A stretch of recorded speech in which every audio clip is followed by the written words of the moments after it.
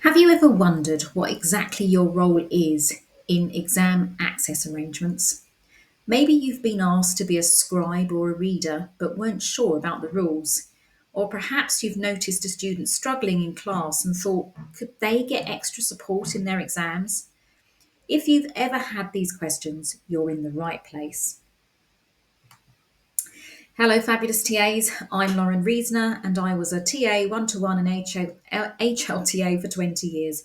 I even did 6 weeks of teacher training, but I absolutely hated it. And now I create videos that answer all your TA questions. So if you want to learn more about being a TA, growing confidence, cope with interviews, and all manner of other TA related stuff, start right now by subscribing to my channel. Exams can be stressful for any student, but for those with special educational needs, disabilities, or medical conditions, they can feel like an impossible challenge. Without the right support, a bright and capable student might struggle to show what they truly know simply because of the format of the exam. That's where access arrangements come in. They aren't about giving students an unfair advantage, they're about removing barriers so that all students get a fair shot at success. A teaching assistant, as a teaching assistant, you play a key role in identifying students who need support, helping them prepare, and even assisting them on exam day. So let's break down exactly what you need to know because you might be confused too. So and that's what this video is about. It's getting rid of the confusion so that you feel happier in exams as well because we all have our own issues to do with exams, don't we? And I know as a TA, when you're actually helping supporting a student with an exam, it feels very, very official. So you can be very on edge. So I hope this video will help stop you feeling that way. Okay, students may be eligible for support if they have special educational needs and disabilities, SEND, such as dyslexia, ADHD, autism, or processing difficulties. Physical disabilities like visual impairments, hearing impairments, or mobility issues.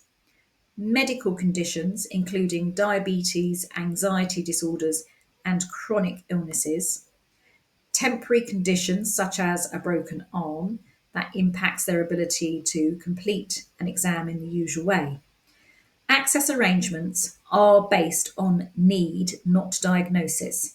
So a student doesn't have to have an official diagnosis to qualify. The school just needs to provide evidence that the student consistently struggles in certain areas. Common access arrangements in exams. Here are some of the most common adjustments made for students. Extra time. Usually 25% more time is given, but some students may qualify for more. So, students with significant processing difficulties, for instance. A scribe, a trained adult, writes down answers for students who struggle with handwriting or have disabilities that prevent them from writing efficiently. A reader, an adult or text to speech software, reads the exam questions aloud for students with reading difficulties.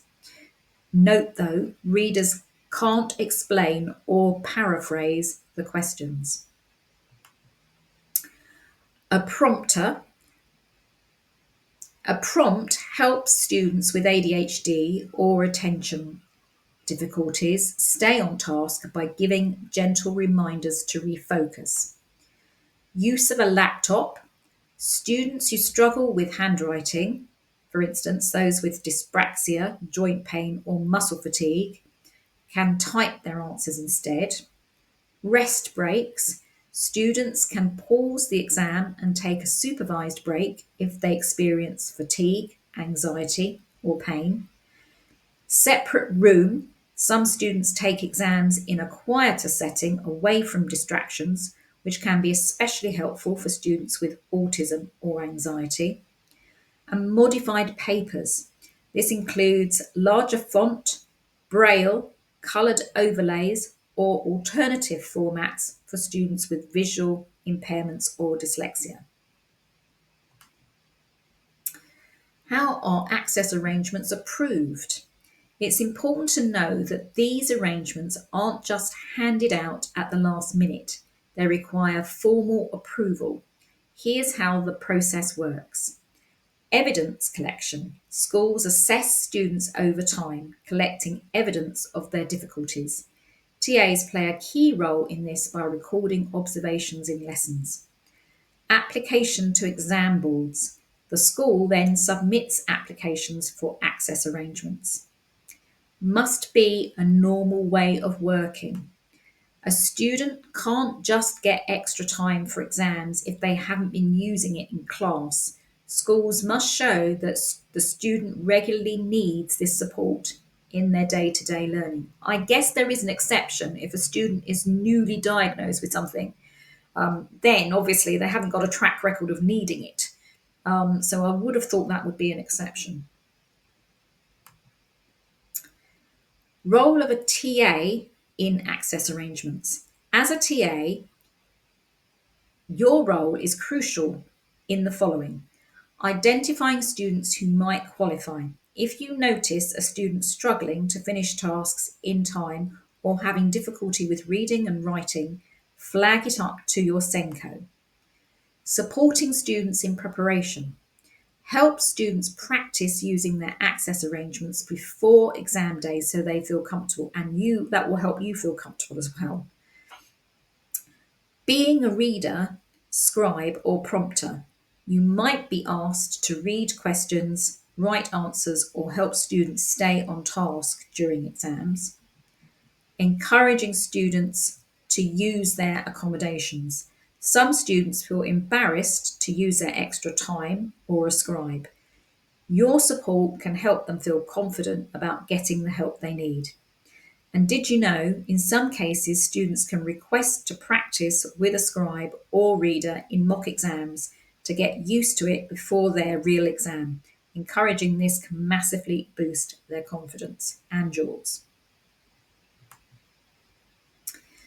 So TAs make a difference. Access arrangements ensure that all students have a fair opportunity to succeed.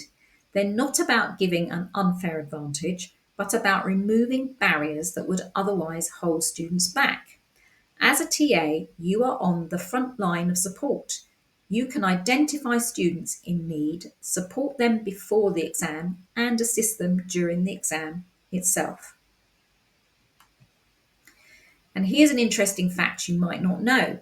Even students with extra time are allowed to leave the exam early if they finish and feel confident with their answers.